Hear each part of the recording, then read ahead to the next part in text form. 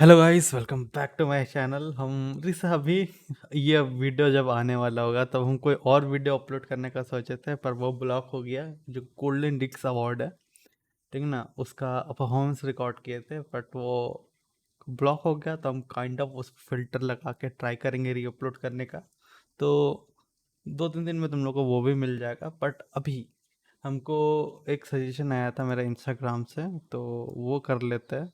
तो let's go, history of के pop इन 20 minutes. तो हमको जानना था ये रेवोल्यूशन जो है, थोड़ा सा हमको नॉलेज नहीं है ये इंडस्ट्री ग्रो और स्टार्ट कहाँ से हुआ। तो थोड़ा अपना क्यूरियोसिटी को हम सेटिस्फाई करने के लिए ये वीडियो देख रहे हैं। तो लोग भी ज्वाइन कर लो।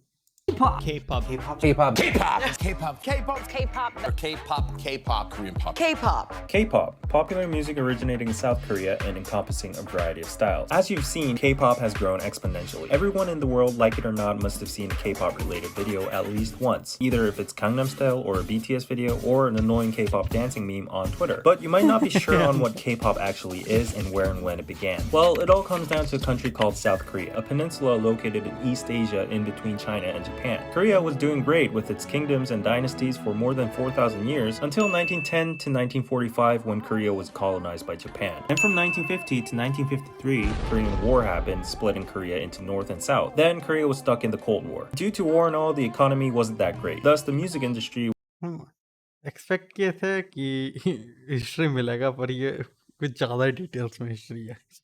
जितना एक्सपेक्ट नहीं किया तो उससे ज़्यादा डिटेल्स जा रहा है, वार वार का सब चीज़ के एंड पर दे रहा है। तो let's go. wasn't that public nor diverse. Well, Korea did have music like traditional sounds or Japanese-influenced trot. 1970s, economy got a little better. Jeans, acoustic guitars, young kids enjoying life, rock, folk music happened. But still, the government doesn't like too much freedom and creativity. They want you to work. 1980s, two words, folk songs and ballads. First, Korean ballads kick in. People like these dudes make ballad really popular. Legendary dudes like Cho Young-pil pop out. Bands like Shinawi Drugukwa pop out. People start listening to these dudes instead of these dudes. Until the 90s, Korea gets rich. No one's unemployed. People call it the miracle of Han River. Successful Olympics, CD distribution. Kids get to wear Nike shoes, buy music, go to concerts, clubs happen, dancing becomes a thing. Finally, the good old 90s arrive. Ding ding, hi, I'm K-pop. All these new genres start to bloom. Hip-hop, dance, R&B, soul, gospel, and of course the popularity of ballads and folk songs continue. Now, all these artists start writing their own songs. A lot of singer-songwriters appear like Shin Seung-hoon, Lee Seung-hwan, Yoon Jong-shin, Cheolame, Toy, and more. Boom, March 1992, this dude named SeoTaiji appears out of nowhere. Well, actually, he was in the aforementioned rock band Shinawi as a bassist, though in the meantime he was doing his own thing and explores the world of media music, aka electronic digital. He's also a born rebel. He looks different. His crew dances like crazy. His band SeoTaiji and Kids released an album called SeoTaiji with a title song called I Know. They just sweep all the existing awards out there. Similar groups like Deuce might be competitors, but SeoTaiji and Kids and their songs and performances change everything. Critics claim 1992 is the most important year in Korean pop music history. Let's go. He destroys genres like trot, ballad, and folk music. They released 4 albums afterwards until 1996. He mixes up hip-hop and traditional music in Hyoga. He also likes techno and even uses heavy metal rock in Classroom Idea, criticizing the Korean education system. And then the public suddenly tries to rewind the song and thinks he's Satan or gay. They keep on tackling social issues like reunification, environment, drugs.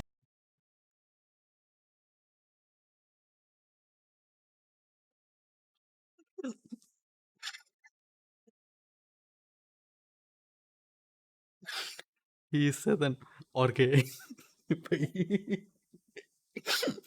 Education. He's basically the Tupac of K-pop. Speaking of Tupac, he even touches gangster rap in his last album title, Come Back Home. And then they disband, more like disappear. Poof, yup, just like that, leaving one message: we've showed you everything we can try. Korea freaks out, kids don't go to school, protest, attempt suicide. People say K-pop is dead. Well, false alarm, SeoTaiji and Kids might be gone, but their impact still lives. Now, listening, radio equals lame. On the other hand, watching TV, performances, dance music, choreographies, style, competition equals cool. Young teenage fans, official fan clubs, fan meetings, fanfics, Hacking fans, fan wars, capital, artist management. It was like a cult, and SeoTaiji and Kids were their idol. On the side, the tornado dance from I Know was the first dance choreo that went viral. Now, corporates see money in K-pop and idol businesses. Samsung, Doosan, Hyundai, LG, Daewoo, Lotte all make their own record companies and labels. Competition begins. Huge investments flow from their mother company. Ambitious scouting, projects, new market, but no system yet. Expenses overissued, no transparency, business based on few inner circle connections, Result, obviously, all gone in a few years. Big failure. But then there's DSP. The founder Lee Ho-yeon had some actual experience managing big artists like Taejina, Yoo-hyul, Shim-shin, and So-bang-cha. So-bang-cha was actually close to an idol group model way before SeoTaiji and Kids in 1987. However, their music was more trot-based and had very simple dances, thus not as impactful as an idol group like SeoTaiji and Kids. Anyways, Lee Ho-yeon, who had the experience, makes his own label DSP in 1991. Wasn't really successful during the SeoTaiji era. Then in 1996, launches a group literally called Idol that initially had decent popularity, but gets demolished by SM Entertainment's H.O.T. 1996 and H.O.T debuts, hardcore rap, distinct fashion, and hairstyles, criticizing society. H.O.T is made by today's famous SM Entertainment, founded by Isuman, in short, SM. Starts as SM Studio in 1989, then reforms into SM Entertainment in 1995. SM develops a systematic idol training system and earns huge success with H.O.T. DSP gets mad. 1997, they throw out Chex Kiss. SM activates their trap card. Girl group SES debuts in December 1997.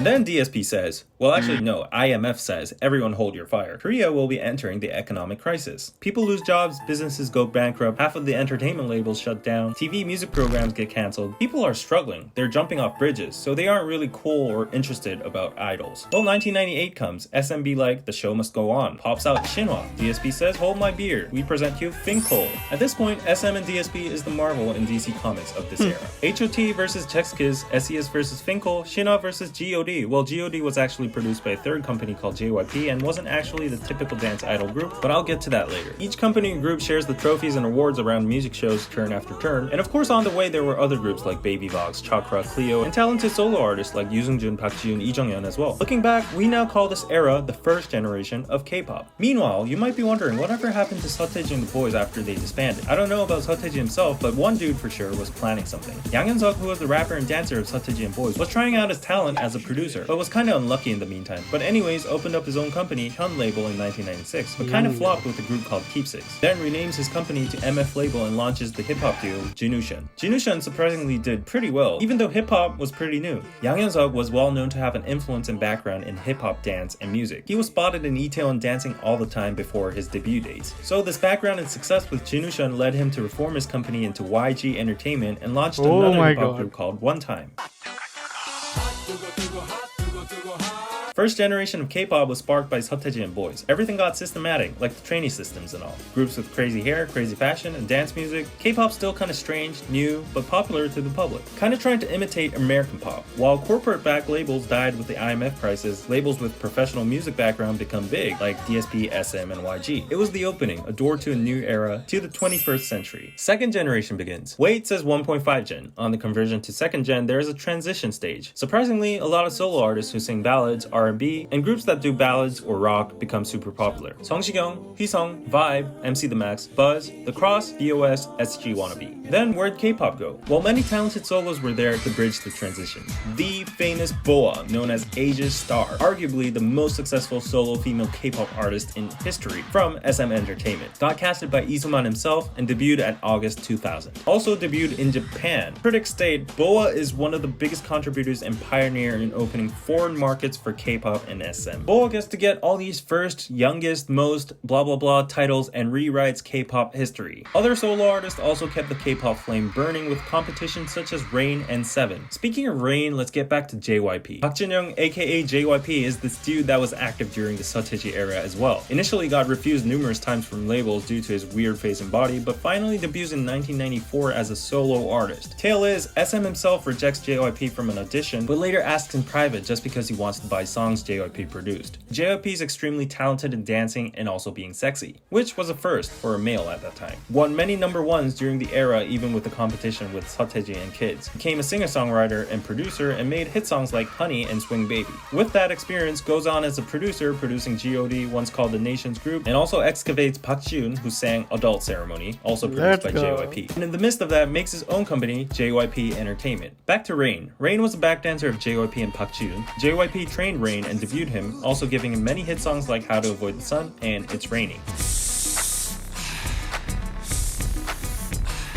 BoA from SM, Rain from JYP, Seven from YG. This is when we start to see the three companies grow and become the now known big three of K-pop, SM, JYP, YG. Another fun fact about the 1.5 generation is that many solo artists tried their luck after disbanding from the first generation groups, like Kangta, Pada, Okjuyeon, Eunjiwon. However, to be honest, their popularity wasn't like before. Except maybe Ihori, former Finkel member that was least popular among the members, but suddenly pops up with a sexy solo debut and becomes Korea's diva. Finally, it's second gen. The idol groups are back, and the public is used to the word idol. SM Entertainment introduces TVXQ in 2004. They get the Rookie Awards, actually all the awards, gets a Daesang on their second debut year, and gets a Grand Slam in 2006, another Grand Slam in 2008, Oricon chart #1 in Japan. It's not a stretch to say they basically conquered Korea, Japan, and China. SM got rich. They make more groups like Super Junior in 2005, Girls' Generation in 2007, SHINee, and FX in 2009. Super Junior becomes extremely popular with songs like Sorry Sorry in China and Southeast Asia. Girls' Generation becomes the nation's girl group with their stunning visuals and charmful songs like Kissing You and Baby Baby. They don't stop with Korea. They go off to conquer Japan with their songs G, Genie, and O, bringing all those titles from Japan charts and album sales. SHINee puts out super addictive songs like Juliet, Ring Ding Dong, Lucifer, and achieves attention from mostly Japan and Southeast Asia, eventually touring all around these areas. FX shows the experimental side of SM. They carry a unique concept with all of their songs with obscure lyrics. Their unique electronic songs get very positive reactions from professional music critics. And note that we start to see non-Korean members, such as Victoria and Amber.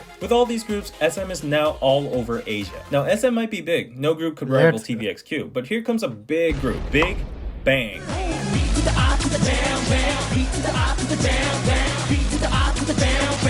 Big Bang from YG Entertainment is a little different. Debuted in 2006 as 5 members from a real survival program conducted by Yang Hyun-suk himself, Big Bang places its roots into hip-hop. 2007, they released their EP Always with the song Lies. This song was so big that it made them escalate to the top immediately. Then major hit songs after hit songs like Last Farewell, Haru Haru, Red Sunset make them the unquestionable #1 group in Korea. They go on doing solo work, Japan activities, world tours, sweep awards, pointless to list achievements. They go on further with their career with mega hits like Blue, Fantastic Baby, Loser, Baby, Bang Bang Bang. Big Bang becomes the most popular, influential, listened to group. No male group can rival them in the second gen except maybe early TVXQ. The biggest point that differentiated them would be that the general public, including men, loved and sang most of their hit songs. Big Bang's leader G-Dragon produced most of these mega hit songs, not to mention his successful solo work, and lives as the biggest Korean fashion, music, and trend icon to this day. So who is Girls' Generation's rival then? In YG Entertainment, probably 21.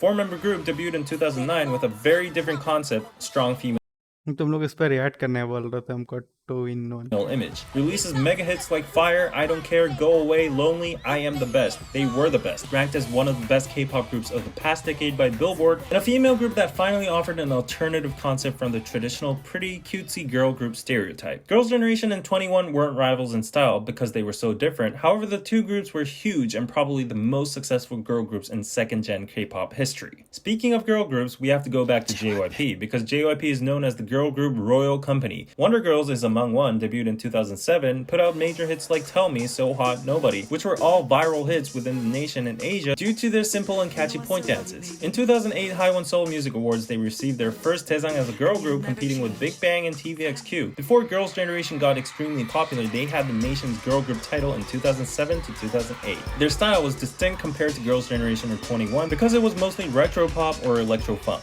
Wonder Girls were the first to appear on an American TV show, showing the possibilities of expansion of K-pop to the West. Nobody was the first K-pop song to enter the Billboard Top 100 chart. On the other hand, JYP puts out boy groups such as 2PM and 2AM, who respectively have the Monster Idol and Ballad Prince concept. 2PM does especially well with hit songs like 10 out of 10, Again and Again, and Heartbeat, also becoming a sensation in Korea and Japan. Here we see Nickun, a member of 2PM from Thailand, showing that K-pop is surely expanding beyond China and Japan. Now, it would be safe to say that the second gen of K-pop was led by the mentioned groups. There are other groups such as 4 Minute who made a strong impact and shift on the concept of girl groups. Then there was Kara, produced by DSB, and were known as big competitors to the Wonder Girls and Girls' Generation. Japan went crazy over them. Everyone knew their songs and choreographies like Step and Mr. Now, can we move on third gen? Well, maybe yes or maybe no. Some people draw the line by 10 years, as in 2000 to 2010. Some experts draw the line by sudden inflation and saturation of groups. A lot of groups start to pop up, like East and Black C and Blue, B1A from Block B, BAP, B2B, VIX, Infinite, Teen Top, US, and more. For girl groups, After School, Tiara, Rainbow Secret, Miss A, 9 Muses, Girls' Day, Sister, A-Pink, ESID, AOA, and more. more. So the groups that debuted in the late 2000s and early 2010s are tricky to categorize. Plus, from this point on, please don't hate me for not going in depth of every single group or missing some of them, because that would change the title of this video to K-pop history explained in 200 minutes. But if we were to say there was a dominant group of this transition era, it's EXO. EXO debuts in 2012 in two groups, EXO-M and EXO-K. Another experimental approach from SM trying to divide and expand markets. Anyways, EXO wins, tops, and grows. China is basically EXO's. EXO has the biggest and also most notorious fandom in Korea. That's how much people love EXO. They put out hit after hits like Growl, Overdose, Call Me Baby, Monster, Lotto. Their only rival might be the still yet hugely successful Big Bang. And then they slowly opened the doors to third gen. Now these are some of the characteristics of the third generation of K-pop. 1. Mass inflation and red ocean of idols, saturated market. 2. Globalization as a norm, catching the global audience is a must. 3. Idol audition survival programs. Because of the red ocean of idols, naturally the mass public begins to dislike K-pop idols due to lack of creativity, overlapping concepts, and exhaustion of idol music. This is when the public starts to divide the term idol with artist. Many major TV audition programs become popular looking for real talented singers and vocals rather than visually appealing dance-based idols that only get to sing a few seconds in one song. Well, this is what the public thought at that time. I know there are exceptions among idols too. Oh yeah, in the meantime, in 2012, the worldwide viral hit Psy's Gangnam Style happened, getting the once most viewed video on the planet, thanks to its addictive, hilarious dance and beat. It got a number 2 on the Billboard Hot 100. This was basically the first time that the entire world notices a country called South Korea and K-pop without having to mention nukes and this dude. And that's North Korea, by the way. In the third gen, despite the influx of idol groups, the only ones that survive are groups that have amazing music quality or musical talent or something different. Because the Korean market is so small and saturated, it now becomes a norm to have at least more than one global English-speaking member in the group. This member usually is in charge of speaking during overseas interviews and tours. Not only member-wise, but marketing and music-wise, the attempts become more globalized too, testing out new markets such as South America. In the meantime, the public and entertainment companies want a system to get the best quality idols out there, and that is by following the TV trend by making TV audition survival programs with worldwide contestants. This system allows idols to gain publicity even before debut and also verify popularity and talent. Although audition programs such as Produce 101 to Produce X have been extremely popular, it got caught in a corruption and manipulation issue recently, which likely put out the credibility and support towards these survival programs. Now, to name a few groups that are leading the third generation currently, definitely the girl group Trinity, Twice, Blackpink, Red Velvet. JYP's girl group Twice has earned the absent nation's girl group title since Girls' Generation, along with major hit songs that dominated Korea and Japan mostly, like Cheer Up, TT, Knock Knock, Likey, and Fancy. Interestingly, these girls were also a result of an audition program called 16. YG's girl group Blackpink has the record of most YouTube views, 56.7 million in 24 hours, with its Kill This Love music video topping Ariana Grande. Their music videos have this much views each, which saves my time on trying to explain and prove their popularity. Also, they're the highest charting female K-pop group on Billboard Hot 100 and 200, plus they had an epic stage at Coachella too. SM girl group Red Velvet might not be as big as the former two in size, but is always praised by the public and critics for their unique sound and high quality songs. Time magazine has highlighted their versatile musical style and named them as one of the best K-pop groups. Billboard agreed too in 2019. Fun fact, Red Velvet was the first K-pop group to perform in North Korea, and Kim Jong-un adjusted his schedule to go see them. Now let's not try to leave out many other talented, hardworking girl groups such as Mamamoo, Momoland, Luna, IZ*ONE, G-Idol, CLC, Dreamcatcher, G-Friend, Lovelyz, Oh My Girl, Ujusonyo, Kongwonsonyo, Everglow, Wiki Mickey, and more. As for boy groups, it's hard to pick a definitive popularity or impact, but just to name a few, 17, NCT, GOT7, Winner, iKON, Monsta X, AT, Stray Kids are definitely the biggest and most popular globally. Most of these groups actively go on world tours and appear on Western TV shows nowadays. And then there are groups such as DAV, Impact, Victon, Astro, Pentagon, SF9, The Boys, Ace, JBJ, Golden Child, Intuit, UMB, Very Very, ONEUS, and more. So many girl groups, boy groups, mixed groups, new global audience, thus various music styles as well. You name it, K-pop has it. Oh, you don't like groups, super produced modern electronic music? Maybe try IU out. She's Korea's nation's sister and also nation's singer. Been around since 2008 with numerous ballad and K-pop hit songs. Single-handedly has the popularity equivalent to K-pop's biggest idols. Then there's K-hip-hop and R&B, a whole scene of its own. Maybe check out Zico, who has an overlap background with K-pop. Then there's rock. Maybe check out bands like Day6 and Flying the Rose and more. So, it's already 2020, technically 10 years have passed again, and the line is blurring between 3rd gen and 4th gen. Then what would be the standards of dividing the generations? I can't be the one deciding, but just to add my personal 2 cents, maybe the line could be drawn by observing groups that start off already with a bigger fandom globally rather than domestically in Korea from the pre-debut and rookie phase. In short, maybe no no more validation or dependence from Korean fans needed, or there's an alternative view of simply drawing the line by post-BTS. And yes, I know y'all are screaming, what, not a single mention of BTS until now, but hold on a little bit more, I have a whole buffet for you. Well, anyways, this whole generation dividing process is a whole debate subject of its own, so let's just leave it there and throw it to the comment section. Finally, there is one group that needs a thorough separate section in K-pop history, and it is BTS. BTS started off in a small company called Big Hit under the producer named Bang Si-hyuk, who was a former colleague and good friend to JYP, but split paths to make his own company. Bang Si-hyuk gathered 7 members originally and planned to make a hip-hop group, however the concept and musical style diversified over the years. BTS didn't gain much attention during their first years, often getting mocked by their group name that means Bulletproof Boy Scouts, and apparently some or many people thought their appearances were unpretty. However, BTS differentiated themselves with other idols by speaking about the unspoken in their lyrics, such as mental health, youth problems, social issues, and the journey towards loving oneself. BTS also made their own universe and story in their music videos. They made moderate success until they got mainstream with their songs like I Need You, Dope, Save Me, and Fire. After that, every move they made pretty much became history. They topped the Billboard 200 charts 4 times in a row alongside the Beatles, appeared on multiple major American TV shows, got awarded by the Billboard Music Awards, AMAs multiple times, did a Grammys act, did a UN speech, did a cover of Times, had stadium world tours including Wembley and Saudi Arabia, sold over 20 million cumulative albums to this date.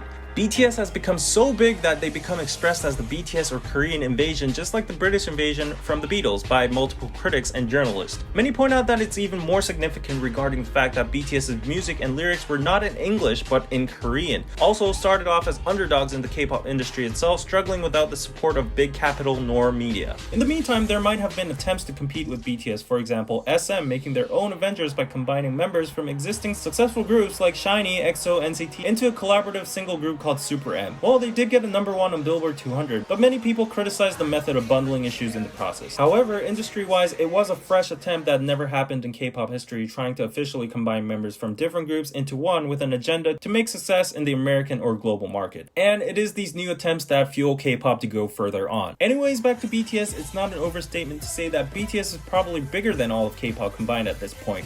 However, from SeoTaiji to BTS, many groups existed, and every time records were broken, people were surprised. Back then, no one imagined anything bigger than TVXQ, Girls' Generation, Big Bang, EXO, Gangnam Style. But here we are, K-pop is still evolving. The market is getting bigger and it's becoming more well known all around the world. So it's definitely going to be interesting to see what happens in the future of K-pop. Will it just disappear as a trend or get even bigger, like it always has? Nice explanation, man. Nice explanation. भाई वही तो सोचे भाई, starting में ये BTS का एकदम mention ही नहीं किया। जब बीटीएस एकदम ब्लैक पिंक का नाम आया, जब एग्जांपल ले लो, तुम सोचे भाई उससे पहले तो बीटीएस उसके आसपास ही बीटीएस आया था ना, तो भाई कहाँ गया फिर सेपरेट भाई अलग से आया। और भाई भाई ब्रिलियंट वीडियो जो भी बनाया है, जो भी किया, तो लाइक दे देते हैं। तुम लोग भी जाके चेकआउट कर सकते हो, DKD KTV। नाइस, एकदम अच्छा से एक्सप्लेनेशन और अच्छा से एकदम स्टोरी टेलिंग एकदम अच्छा था। और भाई फनी भी था बीच बीच में, कि वो ओवरली फनी नहीं था, कम भी फनी नहीं था, एकदम जो स्पीड में बोल रहा था अच्छा था। तो हम इसका चैनल और चेकआउट करना चाहेंगे, डेफिनेटली करेंगे। और तुम लोग बताओ, तुम लोग कैसा लगा? हम तो डेफिनेटली, मेरा ये क्यूरियोसिटी था कि हमको जानना है क्या हुआ स्टार्टिंग से अभी तक। तो तुम लोग भी बता सकते हो तुम लोग कैसा लगा ये वीडियो, और तुम लोग का क्या ओपिनियन है इस चीज़ में। तो अभी के लिए हम चलते, bye bye, tata, see you, सायोनारा गाइस।